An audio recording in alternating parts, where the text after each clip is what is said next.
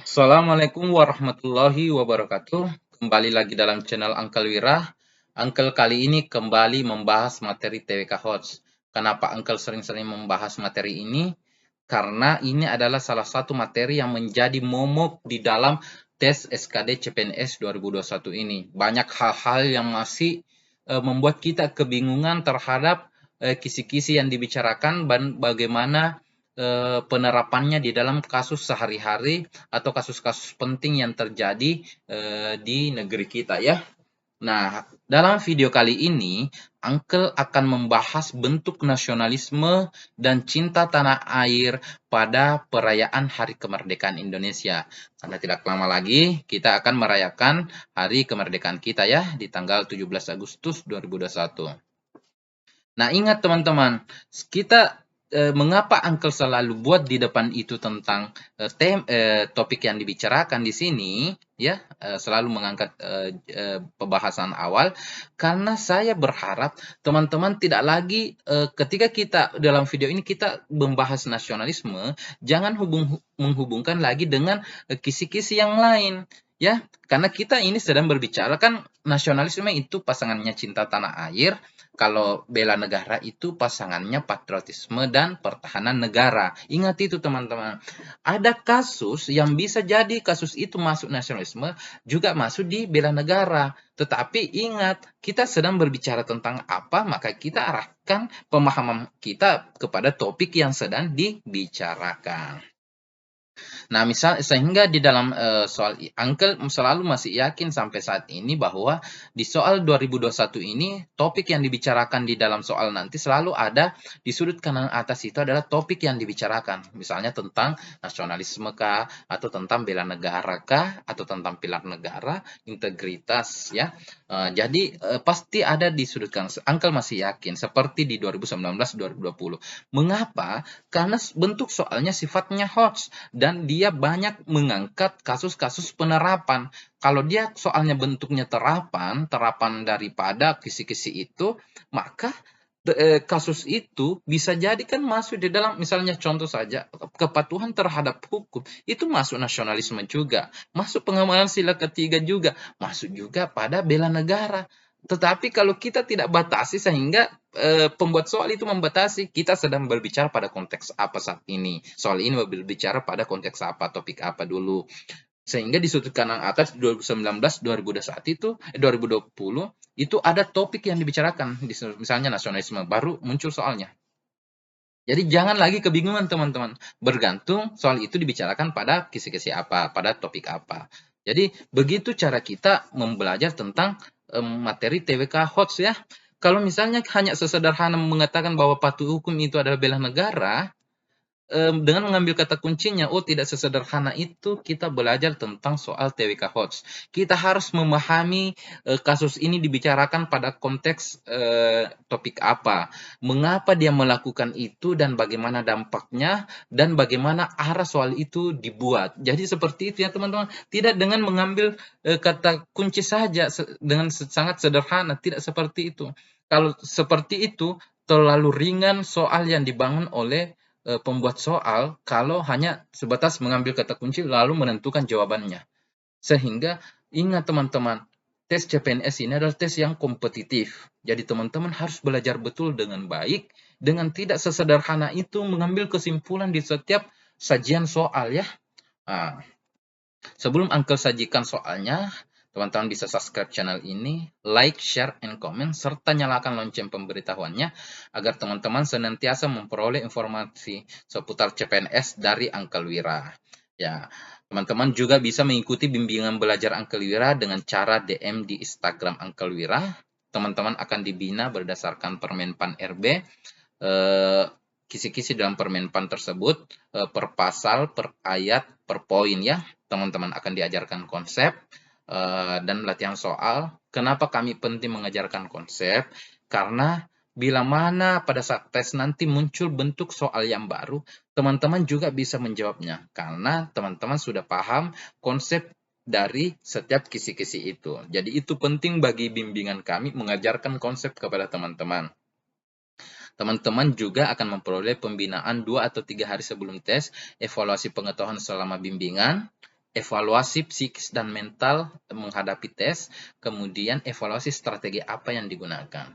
Karena melalui kesiapan pengetahuan yang baik, mental yang baik, serta strategi yang baik, itu dapat mengantarkan teman-teman untuk memperoleh skor tertinggi di formasinya. Jadi segera bergabung dengan cara DM di Instagram Uncle Wira. Coba kita lihat sajian soal nomor 1. Ya. Setiap negara tentunya memiliki perayaan tersendiri untuk mengenang hari kemerdekaannya dari penjajahan. Begitu juga dengan bangsa Indonesia selalu merayakan hari kemerdekaannya setiap tanggal 17 Agustus. Salah satu kebiasaan negara dalam merayakan kemerdekaannya adalah dengan melaksanakan upacara peringatan kemerdekaan. Kondisi pandemi yang melanda dunia termasuk Indonesia memaksa pemerintah untuk melaksanakan upacara perayaan kemerdekaan dengan jumlah peserta yang terbatas. Meski demikian, hal tersebut tidak menyurutkan semangat para masyarakat dan pejabat pemerintah mengikuti upacara peringatan tersebut. Sebagian dari pihak pemerintah mengikuti upacara tersebut secara virtual dan para masyarakat sebagian besar mengikuti melalui siaran TV. Pelaksanaan upacara tidak hanya dilakukan oleh pemerintah pusat, tetapi juga dilakukan oleh pemerintah daerah sebagai bagian dari negara Indonesia. Bahkan ada seorang warga di Papua rela berjalan kaki dari pedalaman menuju kota hanya untuk menyaksikan pelaksanaan upacara bendera tersebut. Ia berjalan selama sehari semalam untuk dapat tiba di kota karena medan perjalanan yang sulit. Setiba di kota, ia pun memberikan penghormatan kepada sang saka merah putih ketika mulai dikibarkan oleh pasukan pengibar bendera.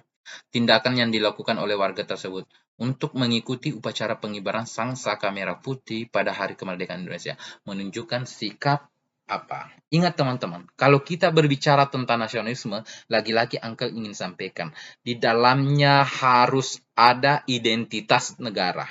Apa itu identitas negara? Boleh lambang, boleh bahasa, boleh lagu, bendera, hukum, sistem pemerintahan, pilar negara juga termasuk sistem demokrasi dan hal-hal yang terkait yang mencirikan Indonesia, yang mengikat masyarakat Indonesia menjadi satu kesatuan.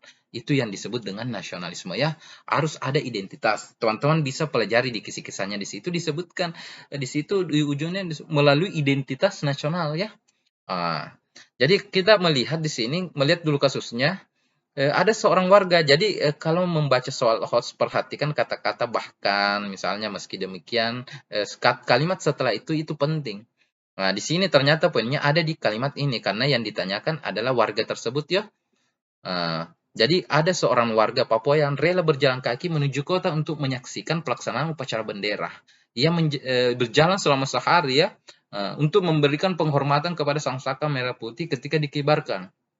Nah, di sini apakah ini bentuk apa ya? Bela negara kah? Nasionalisme kah? Cinta tanah air? Patriotisme? Kebanggaan sebagai bangsa Indonesia. Jadi karena kita berbicara pada konteks nasionalisme, jelas di sini ada identitas nasional, identitas negara yaitu bendera dan penghormatan terhadap bendera. Berarti soal perilaku tersebut menunjukkan adalah jiwa sikap nasionalisme. Ingat teman-teman, kita harus selalu mengarahkan materi kita pada topik yang sedang kita bicarakan ya. Seperti itu supaya tidak ada lagi kebingungan nanti ya.